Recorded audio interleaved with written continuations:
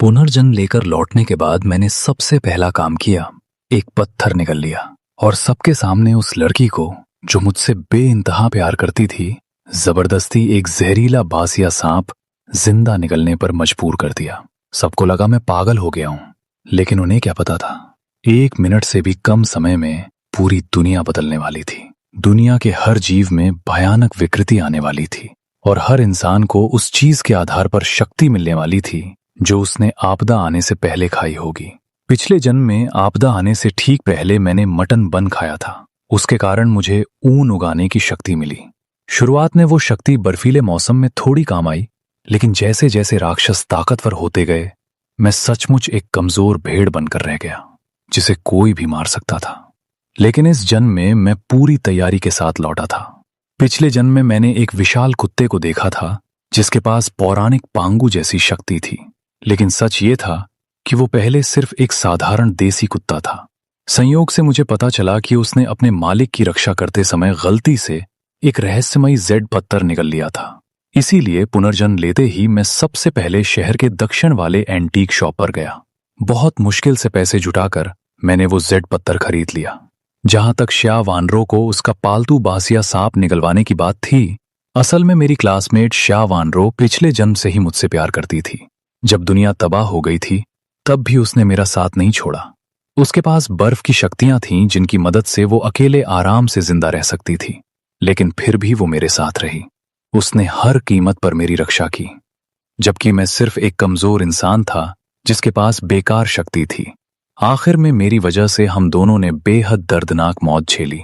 इसलिए इस जन्म में मैं उसे पहले से भी ज्यादा ताकतवर बनाना चाहता था। पिछले जन्म में श्या वानरो का यही पालतू बांसिया सांप विकृति के प्रभाव से एक शक्तिशाली जाओलोंग यानी ड्रैगन में बदल गया था। अगर वो शहर के दक्षिण वाली एंटीक शॉप के पहरेदार कुत्ते से हारता नहीं, तो भविष्य में उसके 5 पंजों वाले दिव्य ड्रैगन बनने की पूरी संभावना थी। जहां तक उसे जिंदा निगलने की बात थी, ये भी पिछले जन्म में इंसानों द्वारा निकाला गया निष्कर्ष था, क्योंकि किसी चीज को जिंदा निगलने पर मिलने वाली शक्ति सबसे अधिक प्रभावशाली होती थी। अगर मेरा ड्रैगन वेंस सेट पत्थर इंसानी ताकत से काटा जा सकता, तो मैं उसे आधा आधा बांटकर खुद और श्या वानरो दोनों को खिलाता। लेकिन अभी सिर्फ एक निम्न स्तर का ड्रैगन बनना भी श्या वानरो की पिछले जन्म वाली बर्फ की शक्तियों से कई गुना ज्यादा ताकतवर था। इस समय मेरी जिद के सामने श्या वानरो के चेहरे पर बेहद उलझन थी।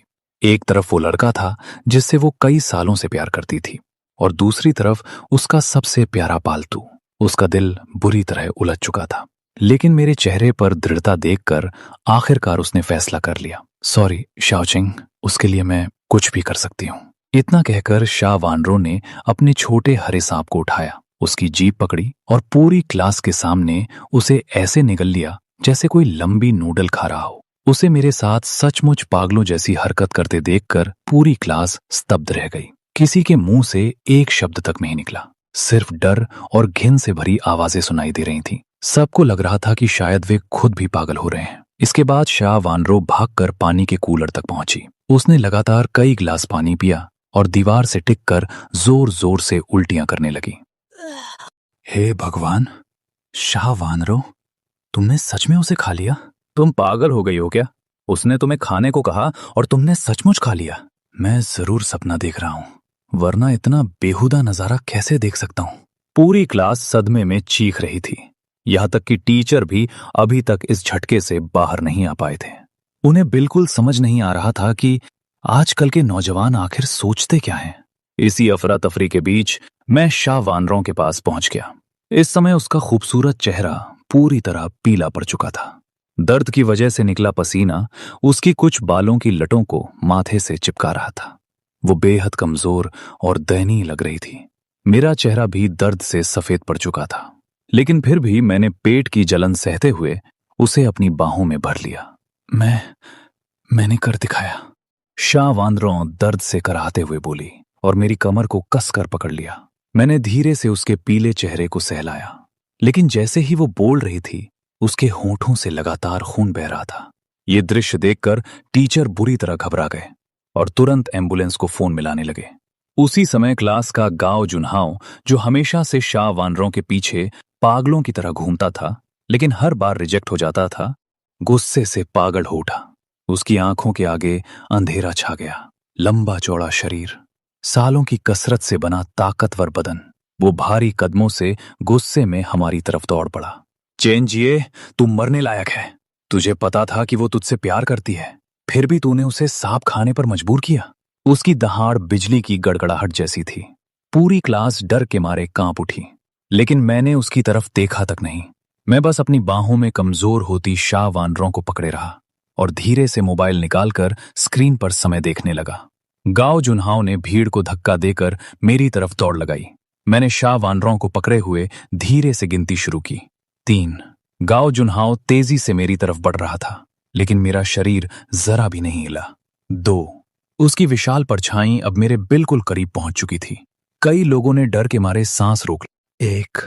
जैसे ही घड़ी में ठीक 10 बजे खिड़की के बाहर अचानक भयानक ऊर्जा से भरी लाल रोशनी फट पड़ी।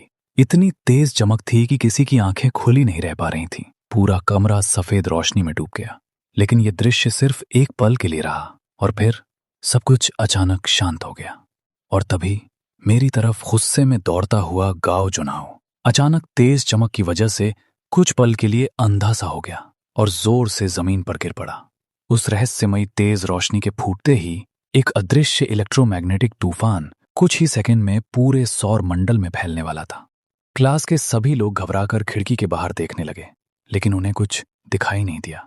ज्यादातर लोग जल्दी ही सामान्य हो गए और सोचने लगे कि शायद कुछ नहीं हुआ। लेकिन कुछ छात्रों ने तुरंत मोबाइल निकालकर इंटरनेट चेक करना शुरू किया। तभी उन्हें पता चला पूरी दुनिया का नेटवर्क गायब हो चुका था। उधर गांव जुन्हाव भी जमीन से उठ चुका था। उसकी आंखों में पहले से भी ज्यादा गुस्सा भरा हुआ था।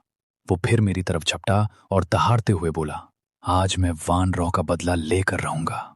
उसकी आवाज में साफ हत्या का इरादा झलक रहा था। लंबे समय से जिम करने की वजह से उसका लगभग 6 फीट 3 इंच लंबा शरीर बेहद ताकतवर था। मांसपेशियां साफ उभरी हुई थीं।